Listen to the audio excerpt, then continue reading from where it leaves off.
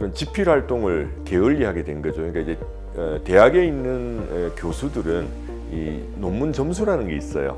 그래서 매년 써야 되는 할당량이 있고 그 높은 점수를 받아야지 승진에 도움이 되고 이러는데, 전문의를 따고 난 이상 아무도 저보고 논문을 써라, 뭐 책을 써라 이런 푸시가 없거든요.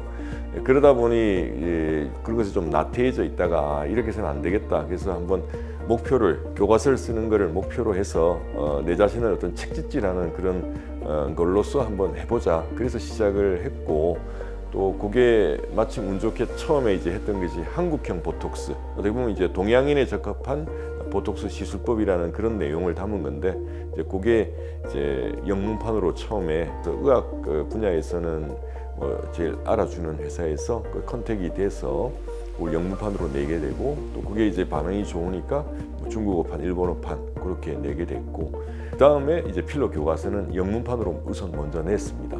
그래서 저는 그 두 책을 쓰면서 저는 제 인생을 좀 정리하는 의미로 삼았고요. 그래서 저 그 중간중간에 약간 수필식으로, 교과서는 자기 마음대로 쓰는 거거든요. 출판사에서 처음에 프로포즈를 하는 거예요. 내가 이러이러한 내용을 가지고 출판을 하겠다. 그리고 내 커리어가 어떻다. 이런 걸 이렇게 해서 그 출판사에서 오케이 하면 그 내용이나 형식은 저자가 마음대로 쓰는 거예요. 그래서 제가 그 내용을 크게 훼손하지 않는 범위 내에서 중간중간에 제가 그 한국경제신문이라든지 뭐 서울경제신문이라든지 이런 데 중간중간에 칼럼을 썼던 게 있는데, 그런 것들을 적절하게 그 내용과 비슷한 부분에다 좀 배치를 해서 아까 말씀드린 것처럼 제 인생을 정리하는 의미의 책을 썼다고 생각합니다. 사실은 원래는 이제 외과를 좀 하고 싶었는데, 저희 아버지가 지방대학의 외과 교수셨어요.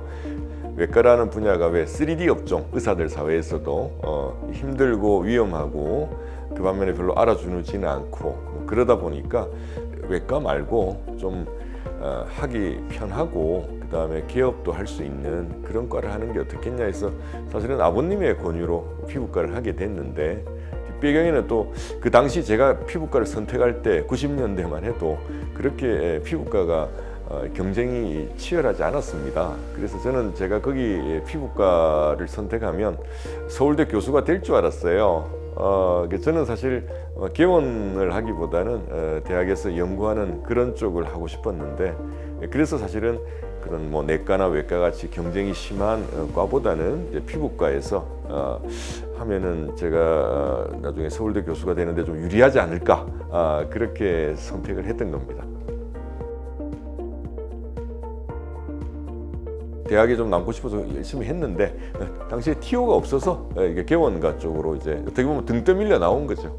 그 당시에 이제 분당 서울대병원의 자리가 이제 나을 것이다. 그때 오픈을 이제 2023년에 1년쯤 할 거라 그랬는데 그게 자꾸 딜레이가 되고, 그리고 이제 더 중요한 거는 서울대도 이제는 이제 타교 출신을 30% 뽑아라. 이렇게 된 거예요. 뭐 지방대 가서 있기는 그렇고, 이미 그 당시에 제가 어떤 보톡스로서 이름이 좀 뭐 방송도 출연하고 이랬었거든요. 그래서 그러면은 그냥 개원적으로 해야 되겠다, 그렇게 생각했는데, 그게 나중에 알고 보니까 잘못된 정보였어요.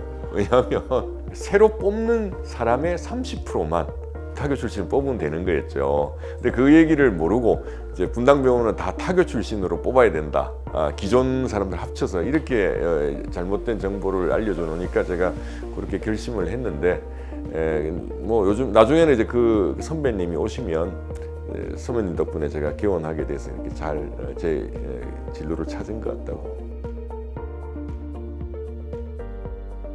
사실 이제 저는 개원을 하면서 제일 고민했던 부분은, 이게 제가 질환을 보지 않는, 대부분 뭐 여드름이라든지 뭐 레이저라든지 그런 미용 시술 이런 거를 좀 많이 하다 보니까 제가 아픈 환자를 치료하는 의사인데 그 질환을 보지 않는 의사로서 과연 내가 만족하고 행복하게 살 수 있을까 제일 걱정을 했어요. 근데 기우였던 것이 바로 뭐 몇 년 있다가 깨달은 게, 아픈 환자를 치료해 주는 것도 환자분들이 되게 고마워하고 좋아하지만 늙은 사람을 젊어 보이게 하고 더 이뻐지게 하고 그렇게 하는 것도 우리 고객분들이 굉장히 행복해하고 감사하게 생각하더라는 거죠. 그래서 지금은 뭐 그런 것에 대해서 전혀 생각하지 않고 그냥 잘 됐다 전화위복이라고 생각을 하고 있습니다. 사람을 젊게 보이게 해드리고 이쁘게 해드리고 그것도 수술하지 않고 주사로 간단하게 뭐 레이저로 티나지 않게 그렇게 하니까 그런 부분에 대해서 우리 고객분들이 되게 고맙게 감사하게 생각을 하고 내가 참 이 직업을 잘 선택했구나. 초반에는 제가 이걸로 내가 만족을 할까. 사실 제가 지금 생각하면 우스운 얘기죠. 왜냐하면 제가 흉부외과 의사도 아니고 뭐 내과 의사도 아닌, 그러니까 바이탈을 다루는 의사가 아님에도 불구하고 내가 이 질환을 안 보는 의사로서 만족을 할까 이런 걱정을 했던 게 그냥 기부였던 거죠. 굉장히 해피하게 생각하고 있습니다.